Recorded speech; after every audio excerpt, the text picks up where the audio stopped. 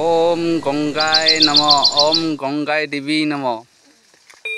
নমস্কাৰ প্ৰিয় বন্ধুসকল, আজি দিনটো হৈছে অশোকাষ্টমী।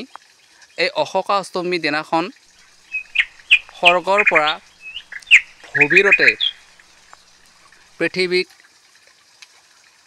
লৈ আহে আৰু লৈ অহাৰ সময়ত হাজাৰ হাজাৰ তপস্যা কৰাৰ ফলতহে সিদ্ধি লাভ কৰিব পাৰিছিল। আৰু এই অশোকা অষ্টমী দিনাখনেই আমাৰ পবিত্ৰ মা গংগা দেৱী পৃথিৱীলৈ নামি আহে। আৰু এই সময়টি যিকোনো ঠাইত গা নোধোক কিয় পৃথিৱীত এই দিনাখনতেই পাপীসকলক এই মুক্তি কৰিবলৈ আহে।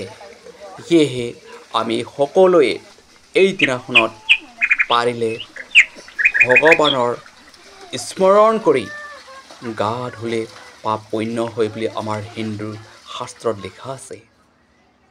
এতেকে আহক আমি সকলোৱে মিলি এবাৰ গংগাৰ নাম স্মৰণ কৰি গা ধুওঁ। ওম গংগায় নম ওম গংগায় নম ওম গংগায় নম।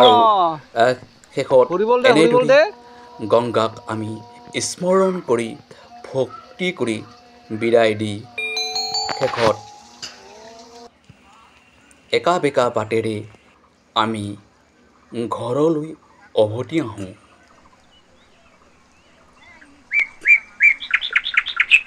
মোৰ ভিডিঅ'টি ইমানতে সামৰণি মাৰিবলৈ লৈছোঁ। সকলোকে আন্তৰিক আৰু অভিনন্দন জনাই আজিলৈ ইমানতে আহিছোঁ। জয় হিন্দ।